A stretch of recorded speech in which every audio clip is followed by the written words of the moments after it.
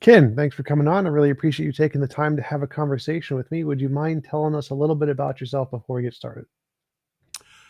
My name's Ken Keathley. I teach theology at Southeastern Baptist Theological Seminary in Wake Forest, North Carolina. I also direct the L. Russ Bush Center for Faith and Culture, which is a center located on the campus of the seminary. I've been teaching here at Southeastern since 2006. Been a professor for, I guess, going on about 25 years now. I was a pastor about 15 years before that. I'm a Midwesterner. My wife and I were born in Missouri. We have 2 grown children and 4 grandchildren. Cool. I am an atheist, by which I mean I believe that naturalism is the best explanation for everything, as far as I can tell.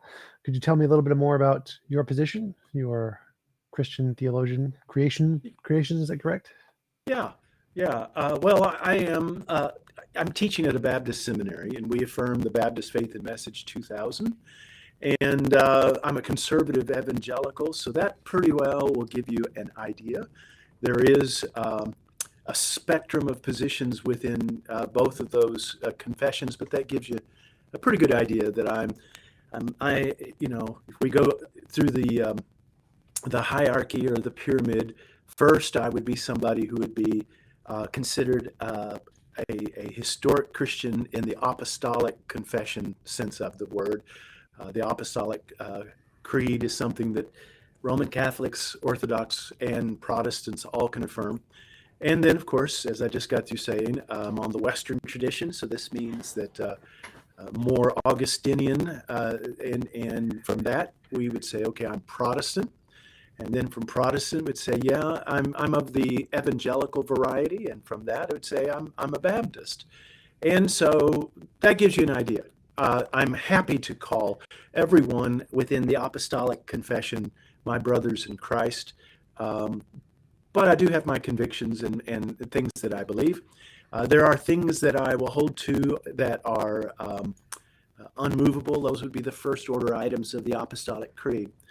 Then there are second order items that I would consider an area of serious disagreement, whether it's with my Roman Catholic brethren or something of that nature. And then there's third order items, things that distinguish various evangelicals. We end up fussing about it all the time, but I consider those to be arguments at the dinner table. So your mic just started popping a little bit there. Like the first part, the introduction was fine, but now there's a little bit of popping in the background. I don't know what happened there. I'm not hearing a popping, so it is an electronic situation? Yes, most likely. Because here, I don't have anything in the room that's popping. Yeah, it's definitely not something in the room. It's definitely got to be something like on the sound card or the mic. Do you have a headset or anything you could put on? Sure. Let me try that. And see if that helps. Here we'll have a buzz. Here we go. Oh, now it sounds perfect. Now it's gone. Okay, good. Wait, good. Oh, no, now it's back. Okay, I don't know. Do you have a speaker mic, like a different speaker? I only have this one speaker that's hooked up to it. I could try one of these others and see if this is affecting it. How's that? Try talking a little bit and see. This is me. I'm trying talking just a little bit. Still popping? Yep, still popping. I don't hear it over my headphones. That's yeah. Let's see. I could, because it's definitely something that's happening from your microphone. I think your microphone is like just shocked a little bit. Well, I can disconnect it and reconnect it. Try that. Yeah, try that.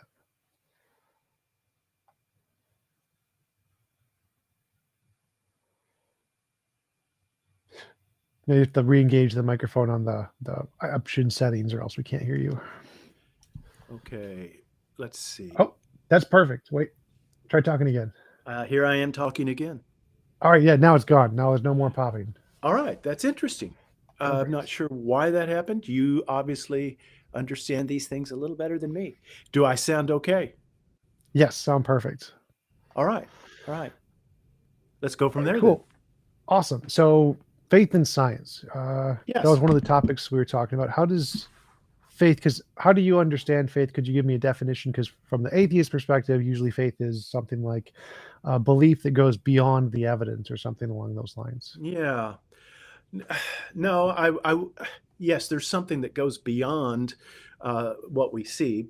I think that I did just get through defining. I think we have to say that I would define what I mean by faith in three ways, just like I would affirm science in three ways. Um, First, I would say faith is a way of obtaining information. Second, it is a body of beliefs. And then third, it is a community of people, a faith community. So, yes, we believe that God revealed himself in the person of Jesus Christ. And so, therefore, there is that communication of God, of himself to us. We believe that God communicated himself in at least three ways. One, he does speak through nature, and that nature itself can uh, communicate to us information. That would be the heavens declare the glory of God, like Psalm 19 says, or Romans chapter 1, in which it talks about how the attributes of God are manifest in nature. And so that would be the general way that everybody can have an awareness of something transcendent. Then we would say that God especially revealed himself in a particular way through the Abrahamic covenant and through the people of Israel, which then culminated in the third way, which would be in the incarnation of Jesus of Nazareth, who we understand to be the second person of the Trinity, became man and dwelt among us, who lived the life that we could not, died a death that was vicarious, rose again from the dead on the third day, ascended to the right hand of the Father, and we believe that one of these days he will come back and set up basically the kingdom that was presented to us from all the way to Genesis to Revelation. So that would be the way and the body. And then we'd talk about the community of faith, which of course is the church. So that's what I mean whenever I say faith. I'm not just using it in a very generic sense. And then whenever I talk about science, I'm talking about a methodology. In other words, there's a particular methodology that science is known for. However, every one of those things that we talk about on science are also controversial. In other words, whenever you read philosophers of science, uh, they would say, okay, what are the methodologies for doing science? And if you go through all of the various things that they have, it's basically the attempt to obtain information empirically, that which can be obtained empirically. And so that would be the methodology. The body then would be, okay, what is it that can be studied? And there again, you have a bit of disagreement in that you have what's known as the natural sciences. Those would be also what's called the hard sciences: physics, chemistry, biology, geology. Those are the ones that are considered to be the most hard and fast. Then you have the social sciences, and everything from anthropology to economics. And then you move on over, and people forget there was a time in which theology was considered the queen of the sciences, up through the medieval period, up until the Enlightenment, I would say. So you have there's always been a debate about what exactly the methodology is, what exactly is the domain, and then science is a community. People forget just what a behemoth science is as an institution.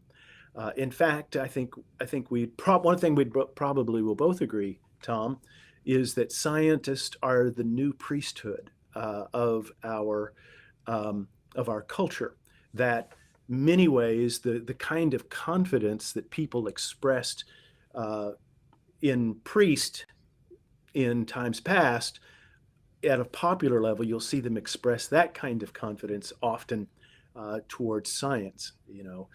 Science, sort of like the famous line in Breaking Bad where the Aaron Paul character said, "Yeah, science," and he expected Walter White to come through in a way that many people expect, the prophet to come through, the priest to come through nowadays.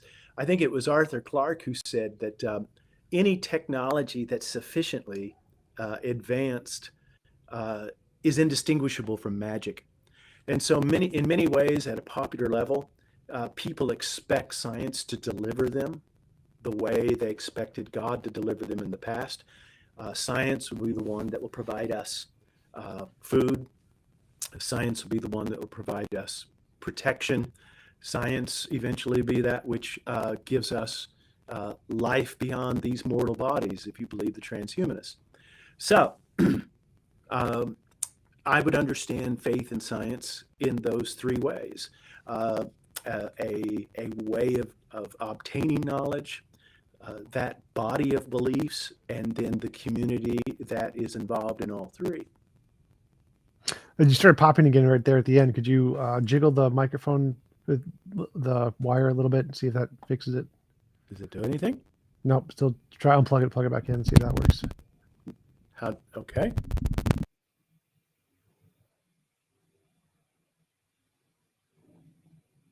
You gotta select it again in the options.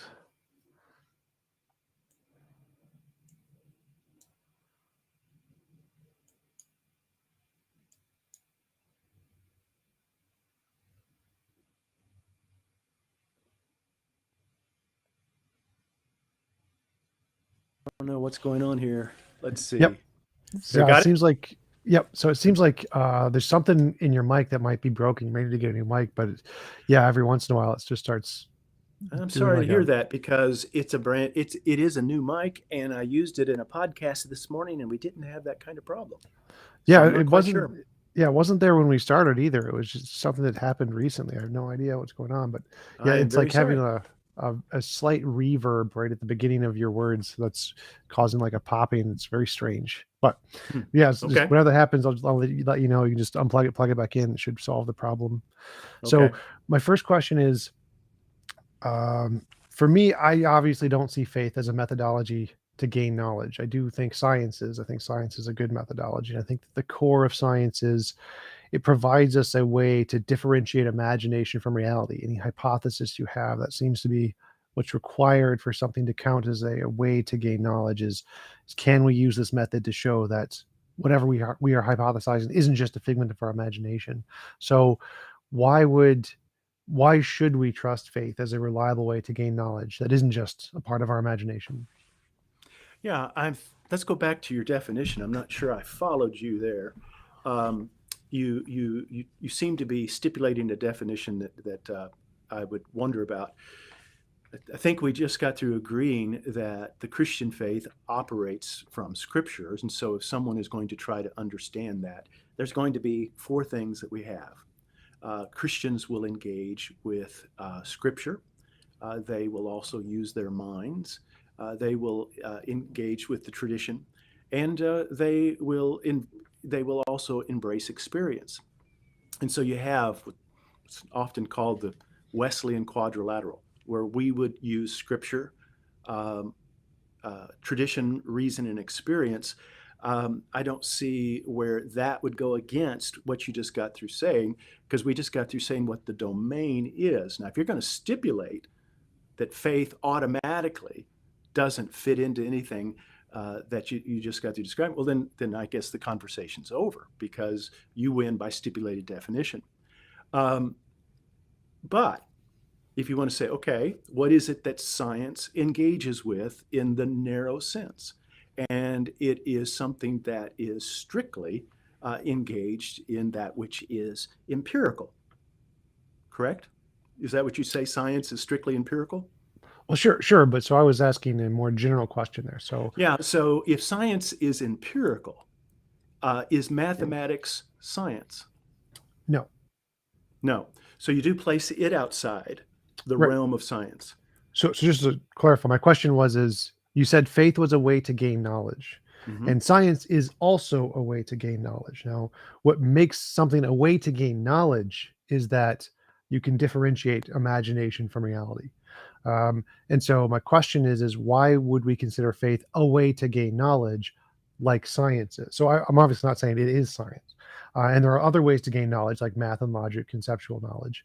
So my question is more specifically, why should we think faith, or what about faith gives us a way to differentiate? Is it just reality from imagination? Like science gives us a way to do that, math gives us a way to do that, logic gives us a way to do that.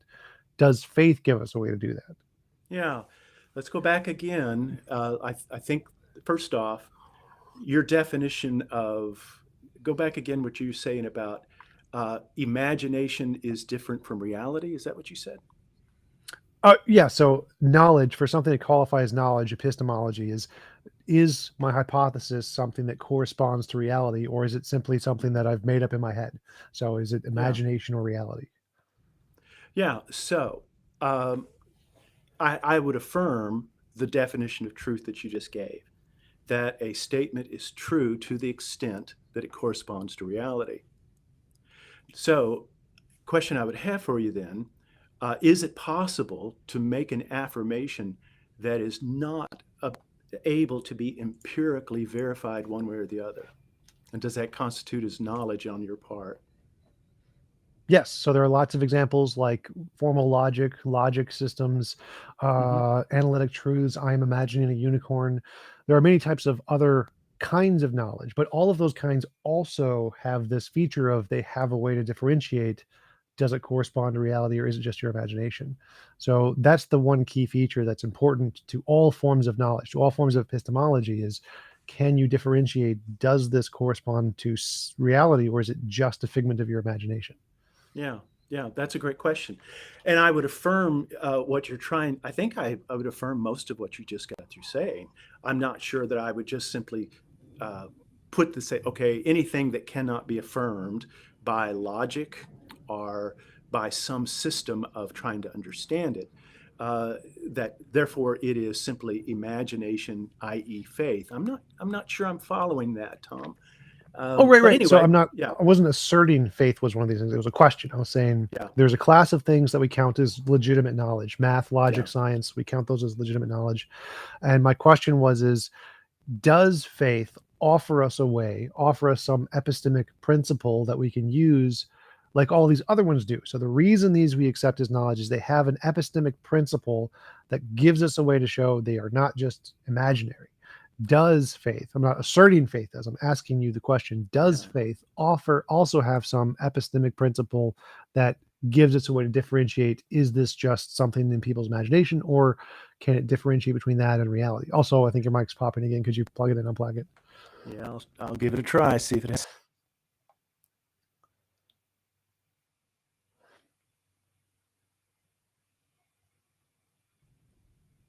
Did it work? Yep. Perfect. Okay. And I'm so sorry. Let me go back again because you seem to differentiate faith from mathematics and other realms of human understanding, logic, things of that nature. I and I think that you're saying that things that cannot be demonstrated, therefore this is something that is not real and is imaginary. Is that kind of, and therefore we put that over into the area of faith? Is that what you're saying? Is that No, how no. you're So defining faith? no. So I'm saying anything we come up with, any new methodology, Hmm. it starts as not doesn't work until it's been demonstrated to work. And so we know Hmm. some things have been demonstrated to work. Math, logic, science, those have passed the test of that they're trustworthy now. But anything we Hmm. posit now, whether it's faith or Scientology or phrenology or a new Yeah. science, string theory, all of these things start in this domain of we don't know if they're reliable. And then they have to pass some kind of a test to show to go from they're untrustworthy to trustworthy. And so I'm trying to figure out, does faith pass this test? What does Yeah. faith do that makes it reasonable for us to believe it's on the trustworthy side rather than the untrustworthy side? Yeah. So we started off with the definition of truth as that which corresponds to reality. Then you said that if it works, it's true. Is that what you said? Am I following you there? If it Well, there's passed muster, well, in there's other words, it's some demonstrated to be true. yeah, there has to be some way some epistemic principle to be able to differentiate, does it correspond to reality or does it not correspond to reality? Is it just a figment of our imagination? So there needs to be some kind of a test which it has to pass, or it has to work by demonstrating that this test, Yeah.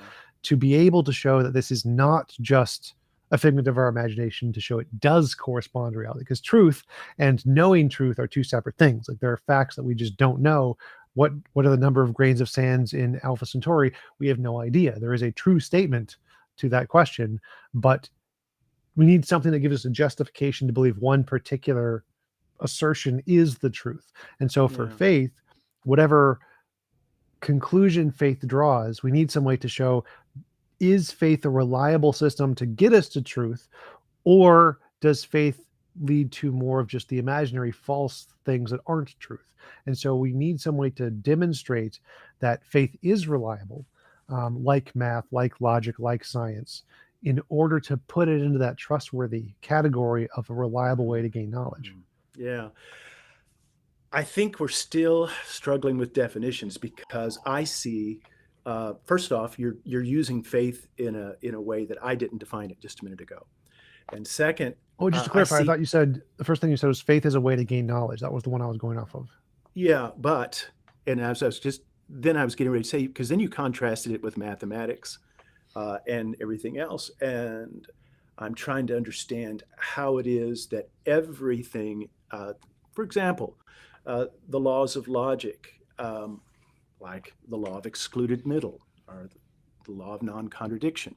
There are certain things that we accept as properly basic, and that we take them as postulates and axioms that we operate with. Um, and so therefore, this is more or less a faith position. Now, I would agree with you. I think I'm agreeing with you, Tom, on a lot of things here, in that what I would say is it needs to be a reasonable faith. In other words, does it actually, in the end, correspond to the picture that we see in the world? And but the idea that only that which is empirically verifiable is that which I will say is true. Um, I mean, are you accepting logical positivism? Is that what you're saying? Are you embracing that? No, no, I didn't Okay, say anything about that. okay. Well, then, so that's the whole point of logical positivism, is that it is either definitional, incorrigible, or empirically verifiable, and if it's not, then it has no basis in reality. And the way I just heard you say that, and I could be misunderstanding. That's why we're having this conversation, so I can get to understand where you're at. I don't know. I don't know any of us that would say, okay, there are not certain assumptions that we're starting with. That happens whether it's Euclid's postulates or anything else. Um, so and so to say, okay, what about faith? And I would say, I'm not just talking about faith as something just merely as an object. I'm talking about the Christian faith. In other words, if you're asking me why do I hold to the Christian faith, I would say, well, it's for these reasons. And they have to do with scripture, they have to do with tradition, they have to do with my personal experience, and they have to do with reason. And so I would argue that the Christian faith is a reasonable faith. But I'll be quick to say it is a faith. So I would be confused when you said logic was faith, because that would be drastically contradicting my view. I would say the reason I trust logic is because I can build a logic tree and follow the premises to the conclusion, and I can test if the structure of logic corresponds to anything in my imagination, to reality, whatever. And so I can test if the logical structure gets me to true conclusions. And if it does, then I have a reason to believe it. So you Um, hold to Aristotelian logic, the laws of logic as a, the law of identity, the law of non-contradiction, non-contradiction, the excluded law of middle. excluded middle. So you would hold those to be true whether or not the universe ever existed. Yes, So they're transcendently true. sort of. I mean, I don't think So they exist, but yes, they describe things transcendently. okay, you said they were true, so they correspond to reality. Right. So does the word "the sky is blue." That sentence also corresponds to reality. Or dinosaurs existed. That also corresponds to reality. But the language itself, like the words, don't exist anywhere. Like the English words "a dinosaur" didn't exist anywhere. But Yeah, the yeah, but the laws of words. logic are not merely linguistic conceits. You and I are agreeing. I'm agreeing with you Well, that I the think they are. laws. So You don't logic think. is. So you don't think the laws of logic would exist if the universe didn't exist? Yeah, the laws of logic are human languages. Literally, Stanford Encyclopedia, Philosophy, Classical Logic, very first sentence, logic is a formal language. It's a language we use to describe the way reality is. So A So equals you A believe in it is because it works so far. sort of. I'm not, So far. no, I mean, I believe in it because it describes reality. So that's what, So if logic breaks down, would you still believe it's true? no. So I think that, like, for example, quantum mechanics, it's argued that there are non-standard logics that better describe reality. And if that was demonstrated to be the case, then I would uh, supplant Aristotelian logic with the non-standard logics. They would be better descriptors of reality. Yeah. So what does quantum physics do? I'm not a quantum physicist. Maybe you can tell me. My understanding is that quantum physics has some areas that are challenging to us, you and I, as mere mortals. We seem to be running up against a wall where things seem to be both, the cat is both alive and dead until we observe it. Those kinds of very weird things. Um, I guess what I'm trying to understand, see, I think I might have a higher view of logic than you do, because I actually believe that, you know, truth transcends nature. So let me ask you this: are you a materialist or are you a naturalist? Both. So, well, I mean, you don't think that? I mean, there is a difference. There are those who are strictly materialist, and that's a difficulty because they would say, okay, uh, that nothing such as information or the laws of logic are mathematical entities that those things don't exist if they're non-material. And of course, one of the problems is that matter itself seems to be malleable. And so most that I know would not simply settle with being a materialist. They would call themselves a naturalist. They would say that everything can be summed up within nature. So would you call yourself, like, in other words, you would say there are non-material things that are true and real, i.e. the laws of logic. In other words, 2 plus 2 does equal 4. You and I would agree with, uh, the fundamental theorem of arithmetic. We'd agree that really is the fundamental theorem. Um, so from that, we'd say, okay, I mean, that's the cool thing about arithmetic, is that it's abstracted from the material entity that it's adding or subtracting. So are you saying that all of this is simply, I mean, and there's an entire school of pragmatism that would say, okay, these are laws in the sense that we notice that they're regular, and that there are, that it works so far. But and that's, if that's the definition you're working with, I'm fine with that. I just wanted to make sure I knew. Well, as far as I know, like in philosophy, physicalism and naturalism are subsets of one another. So they're like the same thing. I don't think there's any like version of naturalism that entails, or at least not in the classical sense, that entails like abstract truths, because most are like nominalists. So nominalists say there are no universals, abstracts don't exist. Mm-hmm. So those are usually synonyms, and materialism is, it's more like physicalism is typically the like word for like it's just mind stuff. But naturalism and materialism are usually like synonyms. Yeah, there's a lot of guys who do use them as synonyms. Then there are those that are careful to say, well, actually, uh, you know, especially those who are going to deal with things like, as you just mentioned, abstract objects, are symbolic logic, are consciousness, the whole mind-brain question, emergentism, things of that nature. But this is, what we were going to talk about creation and creationism. If there's any questions you had about that. Yeah, I mean, sure. you got Also, you got the yeah, you got now you know where I'm coming from in faith and science. I do understand these to be two different bodies of knowledge, and I'll respectfully disagree with you. I really do believe I have some type of knowledge in knowing God and knowing Jesus Christ. I think, and I do think that that's a real type of knowledge. But I'll agree with you that it's two different ways of approaching things. I'm not disagreeing with that all right. Yeah, and you because mentioned that you said it was properly basic. So if it's a kind of properly basic knowledge, I would understand the kind of argument for you trying to make there. yeah, well, I do think that there are, what is experiments, but the attempt to have carefully controlled experiences. A we learn from experience, and so therefore science then said, okay, let's try to do this very carefully, and let's see if we can make these experiences repeatable. And that's where we come up with experiments where they can be done over and over again.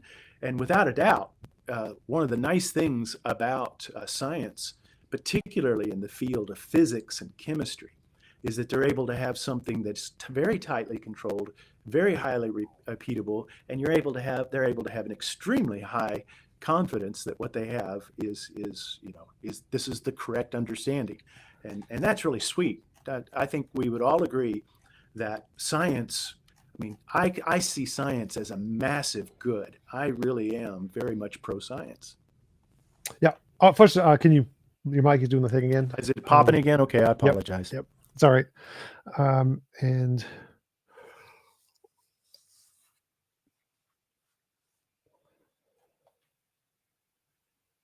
All right, I'm back. Can you hear me? perfect. Yep. Okay. So, All right. why should we accept creationism? Because my view is, or what kind of creationism? Are you young Earth, Yeah. old Earth? And because my view is that we should accept the scientific view that there's nothing but natural stuff, and that's probably the best explanation that the origin of the universe is quantum fields, and that I don't think there's any reason to believe there is a creator of any kind. Yeah.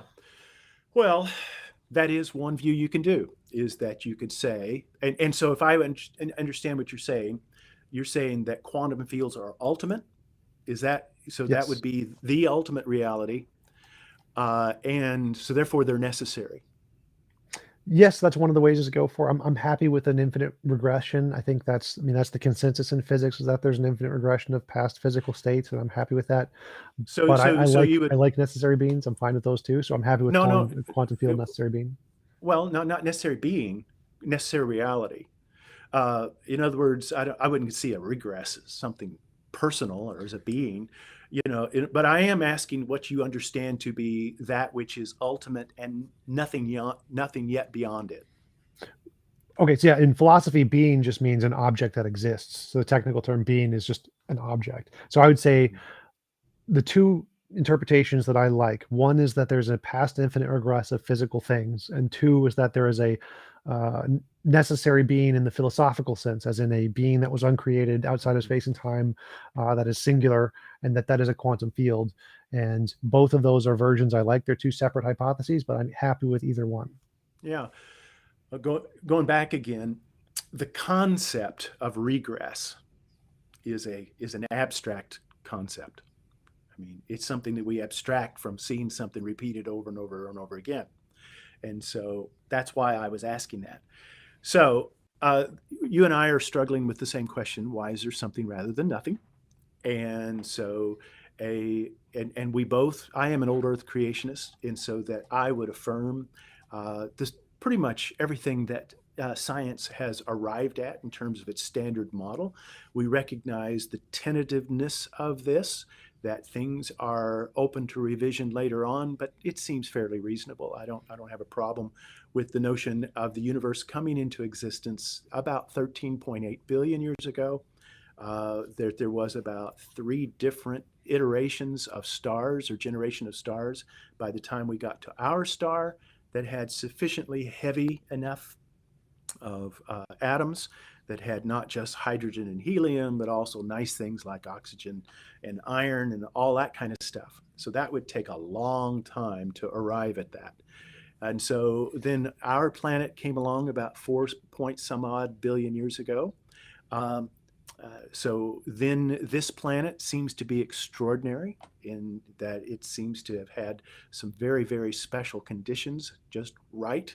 This is kind of the rare earth hypothesis that somehow life arrived not too long after the earth itself was formed and went through the Hadithan era, which is quite remarkable whenever you think about it. That we then went through a stage of billions of years in which the life on Earth was microbial, one cell type of living.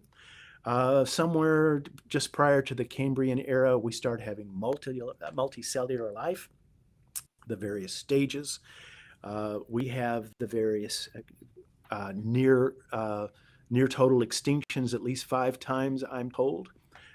Then we come into these last few million years in which there is the rise of various hominids, that which we would consider to be modern Homo sapiens, humans like you and me, seem to have come around maybe 200,000 years ago. Who knows for sure whenever we say talk about that. Then from that, we have what looks like the rise of cities and agriculture somewhere around 15,000 years ago. So I'm very comfortable with the standard model. I find it to be very compatible with the idea that there is a creator and who called the world into existence. What we're talking about, again, it's the Anselmian definition. God is that which no greater can be conceived. In other words, what is that which is ultimate? What is it? And if you say, okay, it's a quantum field, that's your faith position. You can, because can you prove that there's anything beyond the quantum field? Well, maybe there is. I mean, I'd be interested to hear if you're satisfied with that. That's perfectly fine. But that's one way of looking at it. I think it's a very reasonable thing to say, okay, what is ultimate? I'm enjoying this conversation. I hope you are too. But it is the meeting of minds. And if I had enough time, I would be watching the scrolling that's going down on the side that you're probably able to read. Don't do that. Definitely suggestion. Do not read the chat ever. Never ever read the chat. Yeah, yeah. And so what this, I really do believe that we are having a meeting of the minds. We may not agree at all with what we're saying with each other, but I believe you're a mind, I'm a mind, and it's a remarkable thing that's going on. Now, it's simply a question. Did the quantum material universe give birth to minds, or did a mind give birth to the material universe? And that's where we're starting. That's the whole thing about the doctrine of creation. The doctrine of creation from a Christian perspective says that God created the world out of nothing. This is in contrast to dualism. This is in contrast to pantheism. And it's in contrast to materialism. And so this would be the idea that there was a conscious entity that brought the world into existence, and that this entity was actually a society of minds. In other words, we would say this is one being who is in perfect relationship. So God did not have to create the world. So therefore, this talks about God, the contingency of the world. And I think both you and I don't know. Do you think the world is necessary? Do you think that it could have been otherwise? Yes. Okay, so we're both agreeing that the world is finite, that it came into existence, that it is contingent. I think we both agree that it is ordered. In other words, there seems to be some type of rules that are operative, that we are able to recognize, and these regularities, we call them laws of logic, mathematics, and then the laws of physics. I mean, you think about it. They say that you and I, it all comes down to biology. And of course, biology all comes down to chemistry. And chemistry all comes down to physics. And then what does physics come down to? Well, I suspect it's metaphysics, but you don't seem to want to go there. So that's I think physics is metaphysics. So I think those are synonymous terms. So well, Okay, explain that. That's fascinating. Let's talk about that. So what do you understand metaphysics to be in contrast to physics, and how is it? Yeah. So tell me what you understand both of them to be. Well, metaphysics is the fundamental first principles of reality. So I'm a metaphysical naturalist. I think natural principles, particles, materialism, that is the fundamental nature of reality. And so in physics, we just think metaphysics as the term developed in philosophy, just to mean whatever the fundamental first natures of reality are simply describing something in physics. Mhm. Do you think that physics itself, so you would say physics itself is able to obtain and arrive at the metaphysical foundation? Yes, I think that's the quantum field. I think we have done that. Yeah. Okay. Okay. Uh, I find that fascinating. Have there been times in the scientific endeavor where something was considered to be foundational and then it turned out not to be? Yes, many Yeah. times. So therefore, it could be that something would go beyond the basic of quantum fields then. Sure. It's definitely So possible. so at this point, it's a faith position for you that that's the fundamental one. Well, this is what I wanted to bring up on earlier. So, for me, the difference here is that the more reasonable hypothesis, whenever we're trying to Mhm. posit something, an explanation of the unknown, the more reasonable explanation is the one that uses pieces that have been demonstrated to exist independent of our imagination. So, like if I said, if we saw a hoof print in the snow, we want to say what caused the hoof print. If someone says a horse, that's reasonable because we have past evidence of horses. We know that they're not just a figment of our imagination. If somebody said a unicorn, that would be a terrible explanation because we have no independent evidence of unicorns existing. And so So just far, positing that would be a terrible way because you're yeah. just adding in something new to the hypothesis that has no basis. Don't In tell that to my quantum, granddaughter. yes. I mean, I like unicorns too. I mean, I wish they were real. Yeah. That'd be great. Yeah. But so, like in the case of physics, string theory, quantum mechanics, just to take string theory as an example, string theory is Yeah. a combination of two things. It's early universe inflation, which was demonstrated in observations in the CMB from Alan Guth's early universe inflation, and virtual particles. Virtual particles were demonstrated in the Casimir effect, things we can demonstrate in the lab. So all of the pieces to string theory have been demonstrated that they are real and not just figments of our imagination. So it's kind of like the horse. It's a thing So we you think posit. string theory? So you think string theory has been demonstrated? No, the parts have Okay. been demonstrated. So Okay. each of the That's parts helpful. of string theory were demonstrated. The combination has not been. We have not demonstrated that that combination is correct. But each of the parts of the theory have been demonstrated. And if we contrast this to like a creator, an all powerful, all knowing, all loving personal being who's outside of space time, none of those parts have been demonstrated. We don't have any good evidence for any of those parts like we do for early universe inflation and the Casimir effect. Both of those can be demonstrated in a lab. We can demonstrate the parts to the string theory, but we can't even demonstrate the parts of the creator God theory. And so to me, it seems like if we're contrasting these two, the string theory is more like the horse analogy, even though, like, say this is an Antarctica or something. We've never seen a horse in Antarctica, but a horse is still a better explanation than unicorn here because at least we have past evidence of horses. And the unicorn would be more like the God hypothesis because it's constructed of a lot of things that we don't have any hard evidence that they're real properties independent of our imagination. So in my case, it seems more rational to go with the quantum field theory explanation of the universe rather than the God theory, just like it's more reasonable to think that a horse caused a hoof print rather than a unicorn caused a hoof print. Yeah. Also, your So mic is doing the thing again. I'm sorry. Let's do this.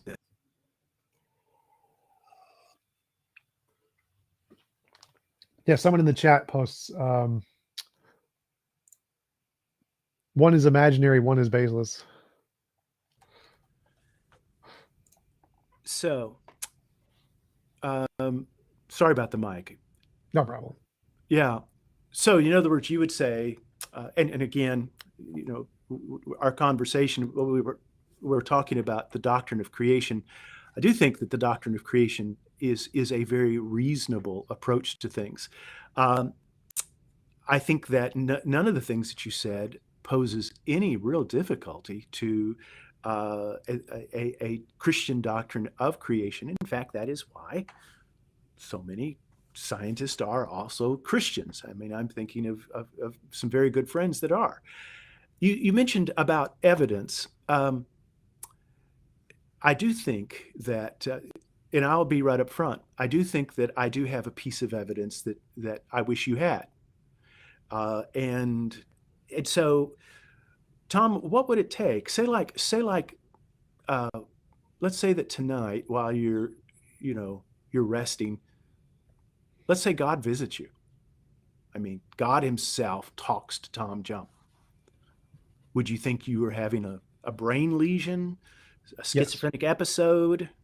Would there be anything that would let you know that this is something that is real, that it's actually, or in other words, in order for Tom to believe, it needs to be public. It needs to be, in other words, if Jesus comes down from the sky, Tom Jump will be the very That would be first good. Christian. So, novel testable predictions. That's my criterion. So, for any Okay. belief, what qualifies as evidence is novel testable prediction. So, if the things in Revelation start happening, that's really great evidence for Christianity. If I die and I go and meet God in heaven, really great evidence for Yeah. Christianity. Jesus comes back to life, really Yeah. great evidence for Christianity. If he looks like Obi-Wan Kenobi, I'm gonna be very confused. But so he's like, because he's a short Middle Eastern guy. Yeah. So We would both be confused. yeah. Yeah. So Yeah. so for me, the So criterion is if let you me can just say, let me ask you this: Are you telling me right now that if you had lived back in the days of Jesus in the four Gospels, and here's Jesus the sage going around doing what he's doing, and he's walking on water, feeding 5,000, healing lepers, uh, he would have had no better Christian, no better disciple than Tom Jump. oh well, sure. So like there's two things. If I lived back then and had the knowledge of back then, obviously I believe a lot of crazy things. If I lived back then with the knowledge I have now, you could still count that as novel testable predictions if I saw it. So like if Jesus said I'm going to die and in 3 days I'm going to rise, and it Mm-hmm. happens, that's a novel testable prediction. That's evidence. If he says I can walk on water, he walks on water, novel testable prediction, that counts as evidence. So yes, if I could demonstrate those were not fakes, kind of like the current magicians who work in Las Vegas or Yeah, something. right. And We don't want to be deceived. right. We recognize, and again, there's another thing you and I agree with, and that is we should test things. In fact, I think you know enough of the Bible to know that the Bible itself says be sure to test all things. Yep. Yeah. So I think we would agree there. So you're telling me that if you had seen all those things, that's all that's keeping you from being a Christian. Yeah, sure. Novel testable predictions is my criterion for accepting anything. And so if Jesus said I'm going to die and be crucified and rise in 3 days and that happened, I'd be like, yeah, that's really good evidence. That's Hmm. definitely Hmm. good evidence. Yeah. Can I gently say I doubt that?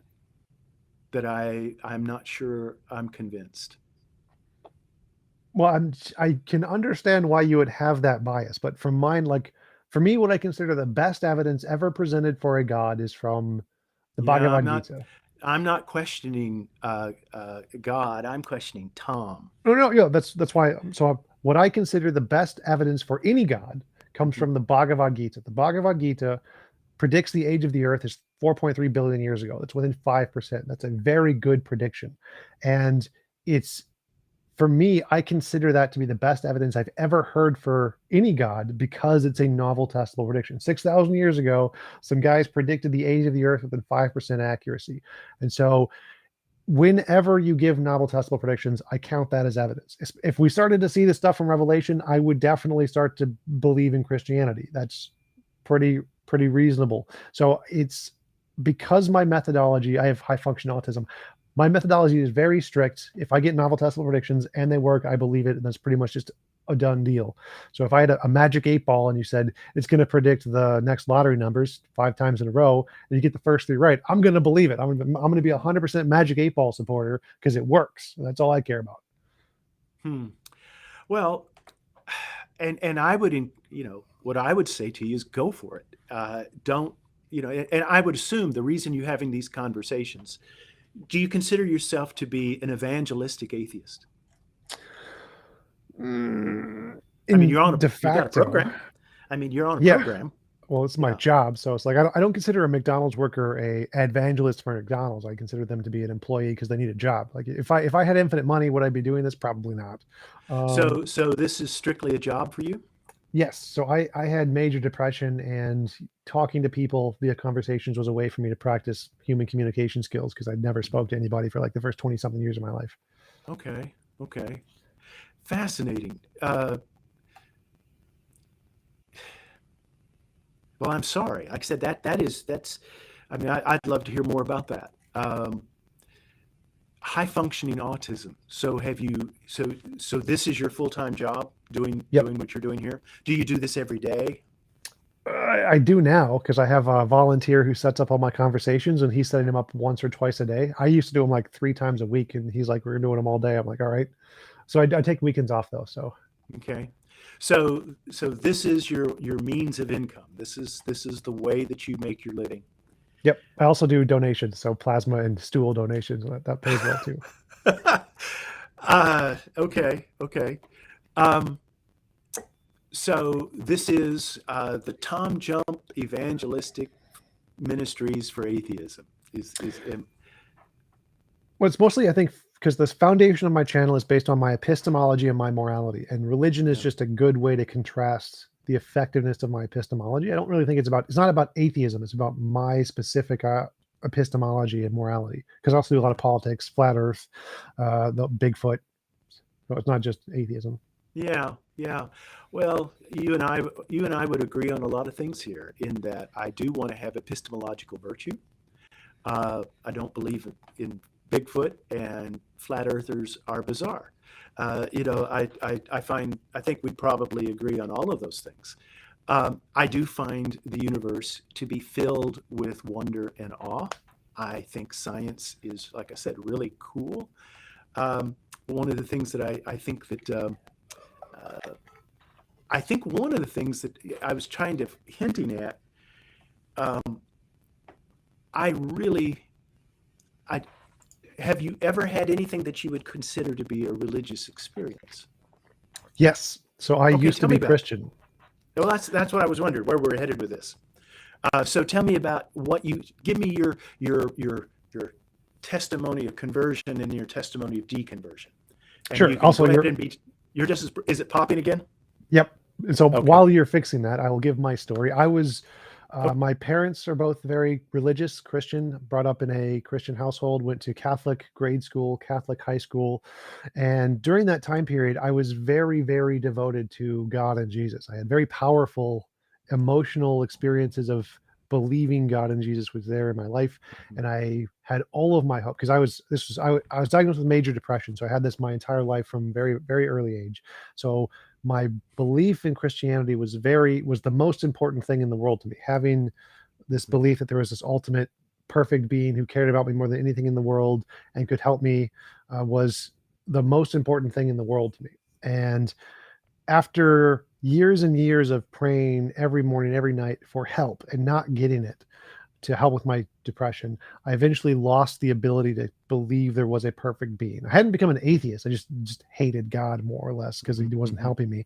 And over time, that more became I stopped believing in him. I still wasn't an atheist. I was still just I hadn't researched anything into philosophy at this point. This was sometime like in middle of the high school, 17, 18-year age. I just stopped being able to believe there was such a thing. Like if you pray to a milk carton every day for 20 years, you eventually stop being able to believe it's anything but a milk yeah, carton. And that's what yeah. happened to me. It wasn't until about 6 or 7 years later when I started to research philosophy, when I got into the realm of the new atheism kind of a thing. That's when I started to more move into the atheism camp. But that is my general story of how I started Christian, became an atheist. Okay, fascinating. I get it.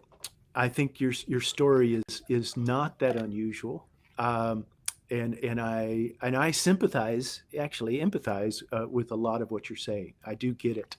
Um, a God who is all good, all loving, all wise shouldn't. It just seems to make sounds to reason that life should be better for a lot of individuals than what it is if there is the God of the Bible.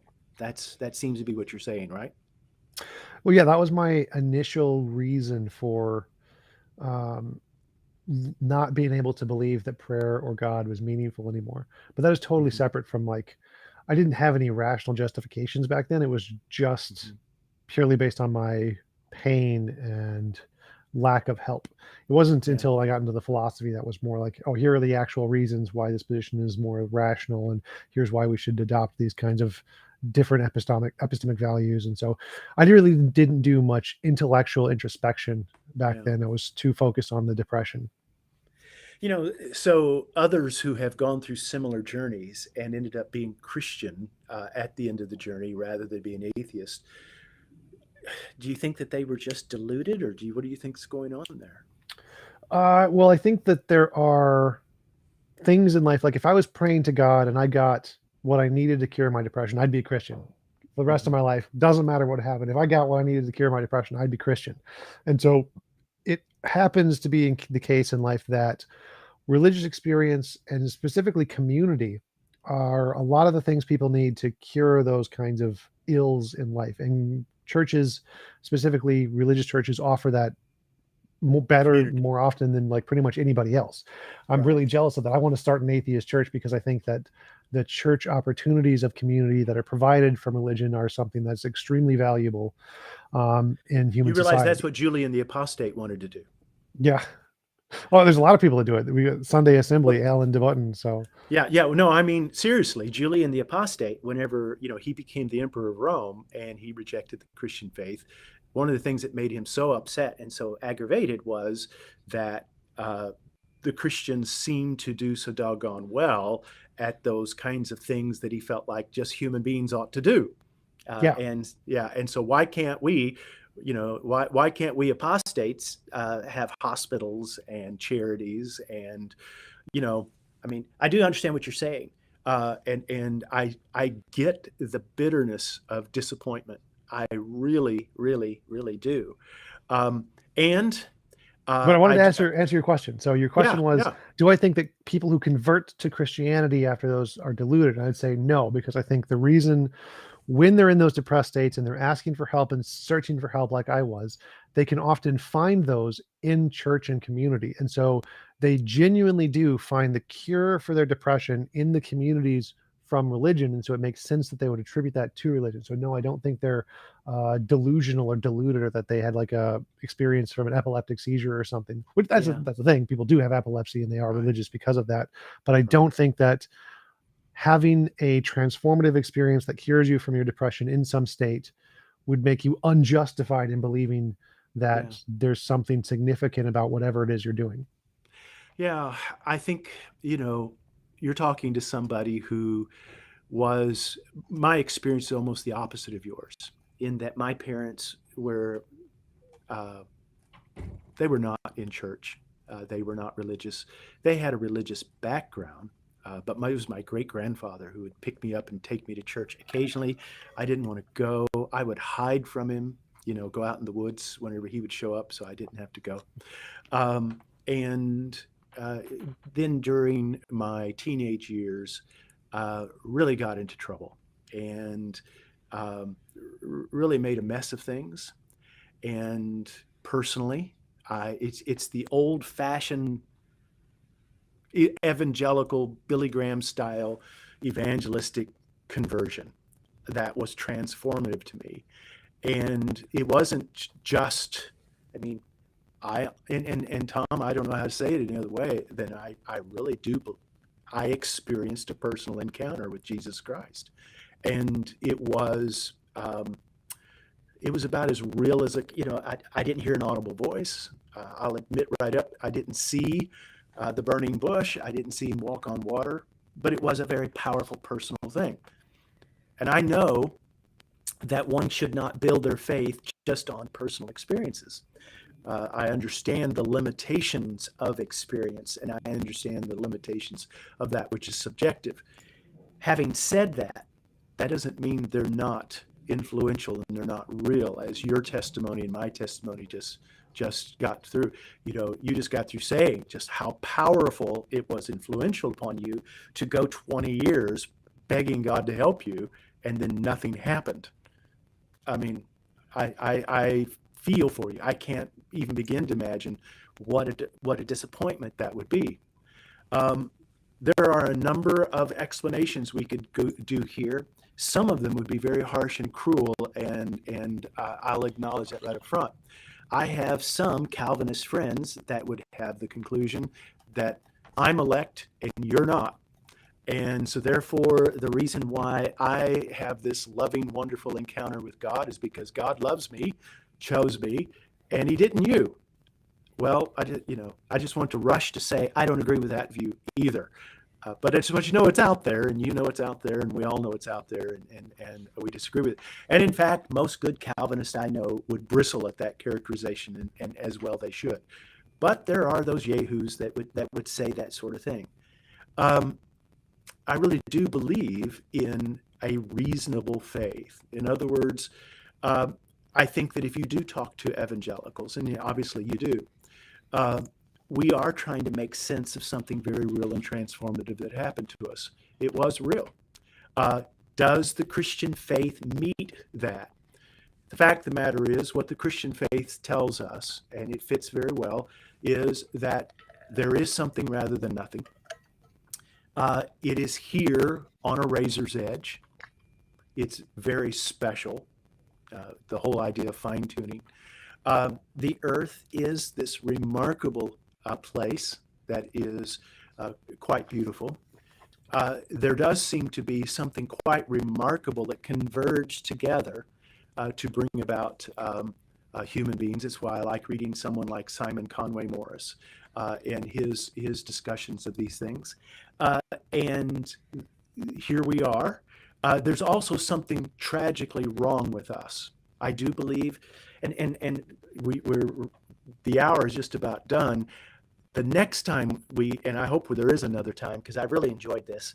I would like for us to talk about you've talked about your epistemology.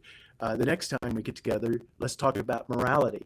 What constitutes an ethical life? I would really enjoy that. What is the basics of ethics? All of those things, because I really do believe that there are three things that we need to be able to have a life that is the good life. And that is that we need to know the good, we need to know the true, and we need to know the beautiful. And I do want to hear from you. I've appreciated hearing your story. Thank you. Yeah, absolutely. I really appreciate you coming on. And we do have a super chat who wanted to ask you a question. But yeah, definitely have you on again to talk about morality. Okay. So the super chat we have is for both. Isn't God the collection of good beings? Isn't God the greater good? Yeah. Well, what I would say, Anselm's definition of whatever God is, he would say, God is that which no greater can be conceived. And what Anselm was trying to say is, whatever is the ultimate reality, that which is necessary, that which cannot not be, that is what is worthy of embracing as the ultimate truth. And he would say that's what we call God. A collection of good beings, or isn't God the greater good?